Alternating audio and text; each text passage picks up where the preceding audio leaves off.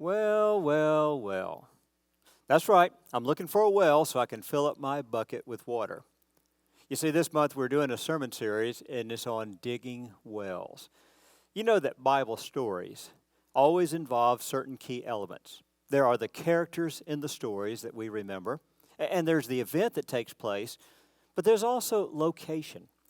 That the location itself is always part of the story. And as we think back to the stories from the scriptures we've learned ever since we were children, it always involves the characters, the event, and the location. And so, at Christmas time, when I'm preaching in December and tell you the Christmas story, you know what location we go to. I tell you about Bethlehem and the stable. Last month, we were in the temple as Jesus on a Tuesday encountered the religious leaders and dealt with their tricky questions. The month before that, we were at the Sea of Galilee. We went fishing around the Sea of Galilee. Well, in this month of August, we're going to gather around the wells. Now, when you think about wells, you may be thinking, there aren't any stories about wells in the Bible, are there? Actually, there's one famous one I'm sure all of you know. You learned that long ago. Jesus and the Samaritan woman as they were there at the well of Samaria. And Jesus taught her a lesson about living water, a water that once you drink it, you'll never thirst again. You'll never have to come back and draw more water. There are other well stories in the Bible, though. We've got chance encounters that happen at wells, and then that produces lasting relationships. Jacob met Rachel at a well and fell in love and married her. Abraham sent a servant to the foreign land of the Middle East, and when he got there, he met a girl that became the wife of Isaac and Rebekah. And even Moses, when he was at a well, he met the daughters of a man named Jethro, and from those daughters he married Zipporah. You see, some exciting things do happen around a well. So in this month, as we are preaching, we're going to be talking about some stories that take place involving digging wells. So with that in mind, let's think about how this works. First, use your imagination. Imagine a time when there was no running water, no indoor plumbing. Now, for a lot of us, that may be something, if you're old enough, you can still remember when. A lot of this world still operates that way, but really in our modernized world, most of us, that is beyond our real experience. We're so accustomed to turning on the tap and water flows, and we get water to wash our hands and take a shower and whatever we want to do with water. But imagine a day when that wasn't possible, when you had to take that bucket, and with that bucket you've got to draw water from a water source and then carry it home so you can have your water. That's how most of history has operated, and it's certainly the norm back in Bible times. All the stories of the Bible, if it involves water, someone using water to prepare food in the kitchen, using water to wash themselves or to wash clothes, that water had to be drawn from somewhere and brought to the home in a bucket. That was life in the old days. Now, you had to get the water from some kind of source of water. That could very well be a lake, a river, a stream, a spring coming up from the ground, or from a well that was dug into the ground. But you had to go find the water and then bring the water to you. And that was typical of life in ancient times. Now, when you're thinking about the Bible stories, especially those Old Testament stories, picture the land of Israel and the whole Middle East, really. Picture it as a dry land, a place where water is scarce. Not easy to get the water that you need for yourself and for your family. It was a dry land as you imagine it and remember the pictures you've seen. And as you think about it, there are some places where water's in abundance, but that's not very frequent in the land of Israel. Now, if you live near the Sea of Galilee, like Capernaum and Bethsaida and Bethesda and all those places that were there, yeah, now you've got water. If you live on the two main rivers, you've got water. And one of those two rivers, you know, is the famous Jordan River, where if you live near the Jordan, now you've got ready access to water. You go past those two rivers, get out into the rest of Israel and the Middle East, and surface water is hard to find. Now, there is a rainy season that comes to the Middle East, and when that rainy season comes for just a few months, water is in abundance above the surface of the ground. And so the water will flow. And they call the places where the water flows, they call it a wadi, W-A-D-I. And the wadi during the rainy season will be flowing like it was a natural river. It doesn't last for long. At some point when the rains go, it dries up and it's just a riverbed, a stream bed. And that's where it'll stay for most of the year. And once again, you're without water. Keep that in mind when you read Job chapter 6.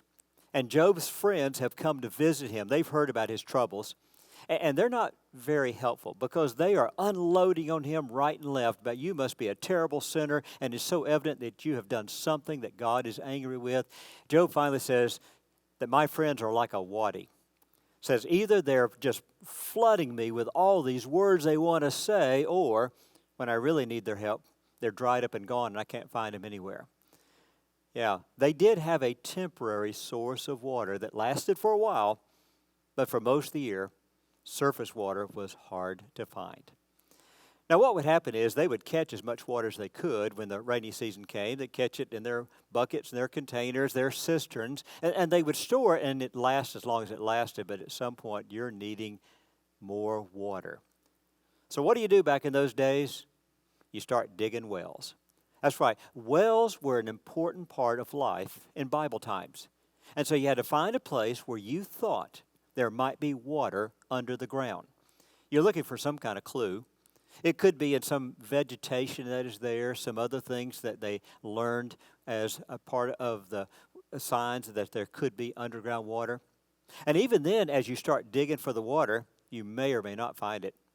Now, digging for wells back in those days, hard work. Didn't have our modern machinery, so you're using hand tools, cutting through rock, and hoping you hit water. And maybe you will, and maybe you won't. The search for water was important business in Bible times, and a lot of effort was put into digging wells. Now, we've got a story to tell, and it's about the Israelites in the wilderness. You know, they were there for 40 years, moving about the wilderness as Moses led them. And I want you to picture the scene. Wherever they went, it would be a dry place. You imagining that? Now, they're not near water for the most part because they're not welcome near water. You see, wherever there was water, other nations had settled in and built their cities and their towns. And when the Israelites came out of Egypt, they were foreigners. They were regarded as invaders. And they did not welcome them near their places, and they didn't share their resources with them. And so the Israelites had to stay out in remote areas, and the reason they are remote areas is because no one had yet discovered water there to build wells and to build towns. And so they're oftentimes finding themselves out in places where there's no evidence of any real water source. Now, they have whatever water they have stored up, and it lasts as long as it lasts, but at some point they get dry. And when they do, they complain and grumble to Moses. Now, there are two occasions where God did a miracle and provided water from a rock. You remember those stories? We got that in Exodus chapter 17, Numbers chapter 20. On both occasions, it's Moses who God will instruct, and he'll take his staff, that's that same staff that he used to divide the Red Sea. The staff he could throw on the ground, it could turn into a snake and pick it up and it'd be a staff again. He took that staff, he struck the rock, and each time water flowed. The miracle of water from the rock.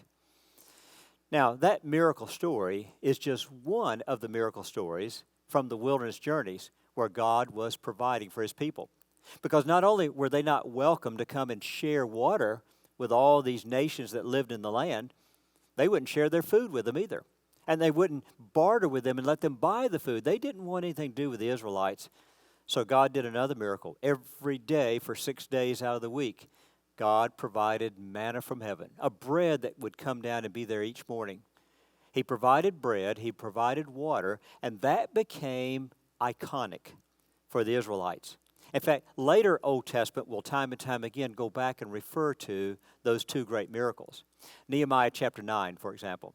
Nehemiah reminds the people in his sermon, well, remember the day way back when God took good care of his people, the Lord provided for them bread from heaven and water from the rock. You see, those miracles became symbols of what God does. that His people are always in His sights. He cares for our needs, and God provides. Now, our text today is Numbers chapter 21. It's just one of those many occasions where the Israelites are wandering. They stay in a place for a while, and then it's time to move, and they'll settle in another place. And in the middle of chapter 21, they have settled once again in a place. And as they settle there in this remote area, they use the water they have until it runs out. Now they're getting dry. They need a fresh supply of water, and this is where God spoke. He spoke to Moses, and the Lord said, "Gather the people together, because I'm going to give them water." Now, I know how the reaction must have been. All of a sudden, they're saying, "Hot dog, another one of those water from the rock tricks. Wonder which rock it's going to be." But on this occasion, it's not going to be water from a rock. No, God's got a different plan in mind. On this occasion, God showed them a place on the ground and said, "Start digging.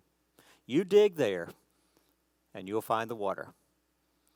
Now, finding the water was always tricky in the first place. It was hit or miss in the digging, but God says, "No, dig here, and I will give you water."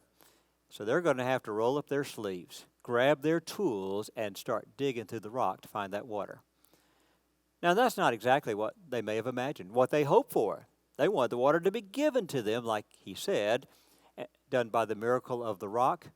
But no, God said, "I want you to dig for it, but I will provide the water." I like this picture because that represents real life. That's the way it normally is. And that is, normally when we are working, it is our effort and God's blessing. That's how things happen. Our effort and God's blessing.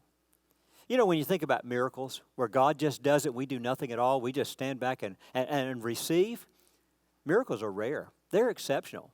We have two stories of the miracle of the water from the rock, and that's going to be a great thing when it happens, but don't expect that every day. That's what God was teaching the people. No, the way it works every day is if you want water, then roll up those sleeves, grab your tools, and start digging. And so indeed, they put in their effort. But as they put in their effort digging their well, God did indeed provide the water. He showed them the place to dig, and the water was waiting on them. Now, it's not some miraculous water. It's going to be a natural underground spring, I would imagine.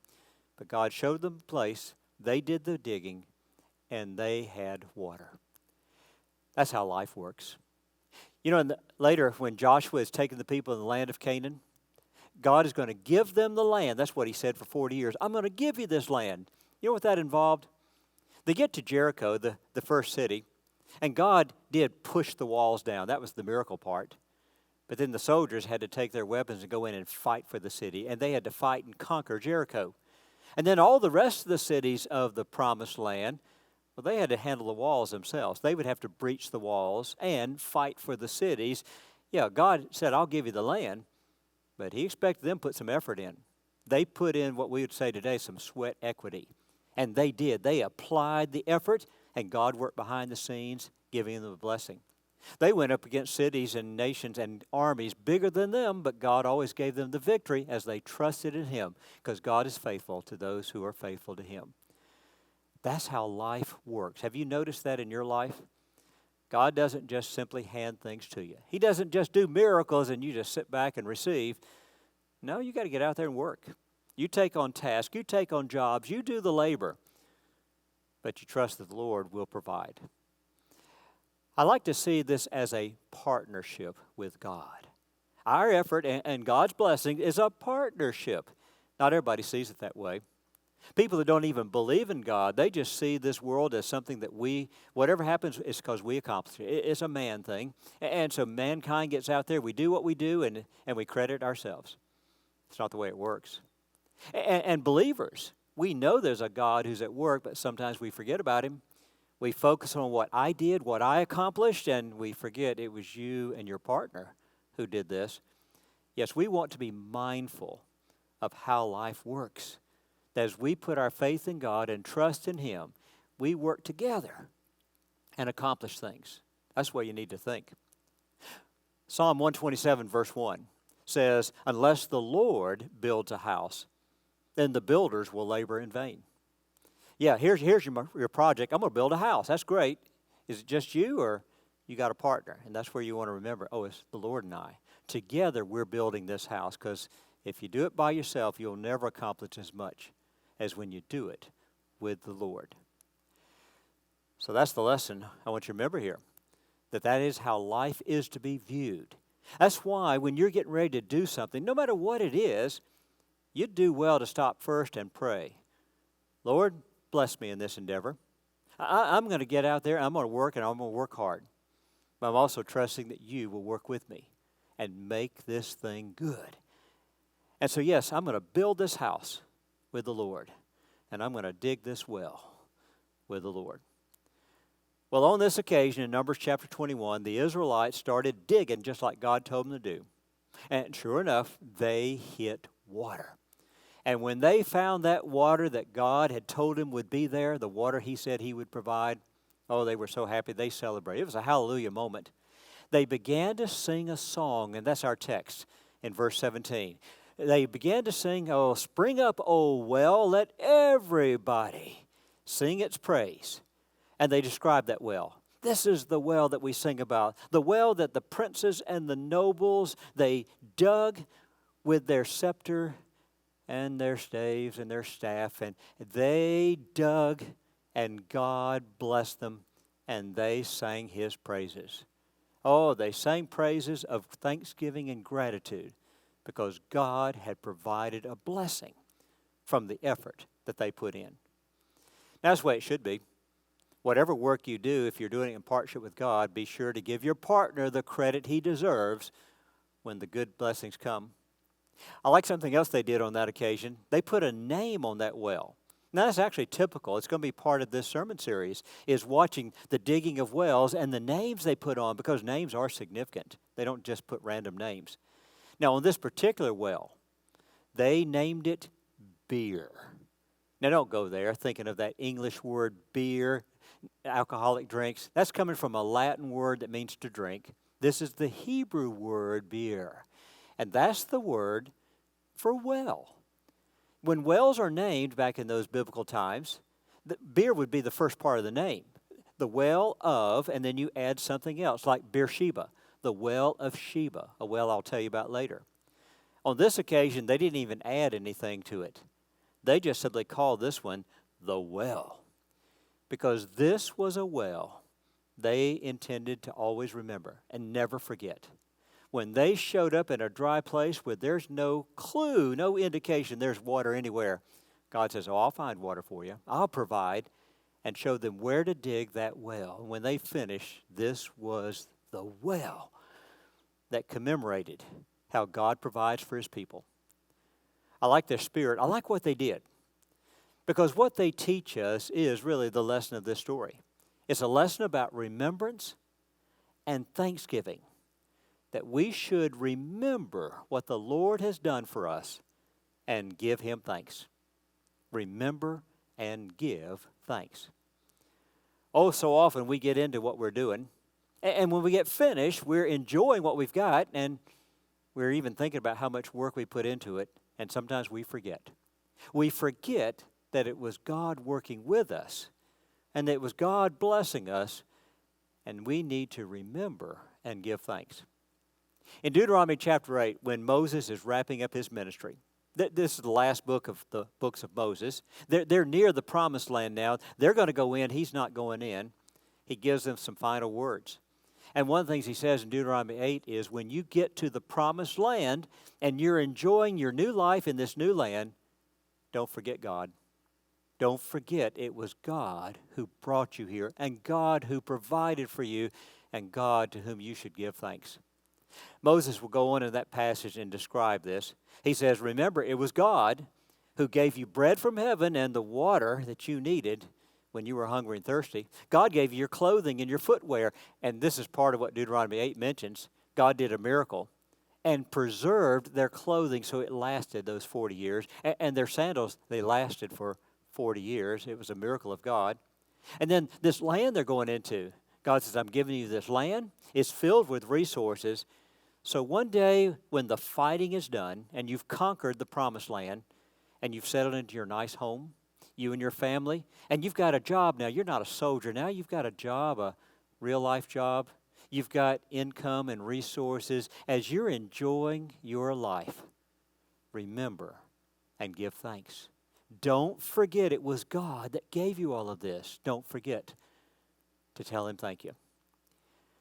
Moses was concerned that they would become so comfortable in their comfortable lives, they would forget about God. I'm a little concerned about us as well, because oftentimes we do view life as, this is what I've done. I mean, I worked my job. I earned my salary. I paid for these things. Yes, yes, yes. But it was God who gave you the strength and the energy. It was God who gave you the opportunities. It's God who provides the resource out there. We should never forget our partner. It was God that I need to give thanks to for my blessings. You know, every year we have a date on the calendar, November. We call it Thanksgiving Day. And this is the day everybody remembers. We ought to take time and say thank you to the Lord for the blessings He's given us this past year. But I suggest not just one day. I think every day He should be thanked for the blessings He's given. You know, we sit down at meals, and many of us still have that tradition. We were taught by our parents and grandparents when we were children, where we say a blessing for the food. Thank you for this food that you have given us. You should do that every day, but not just the food. Your life is filled with all sorts of things you enjoy that are blessings that come from God. And God ought to be hearing your thanks, not just at mealtime, but in your daily devotional time and really throughout the day as you enjoy the things you have. God should get a thank you.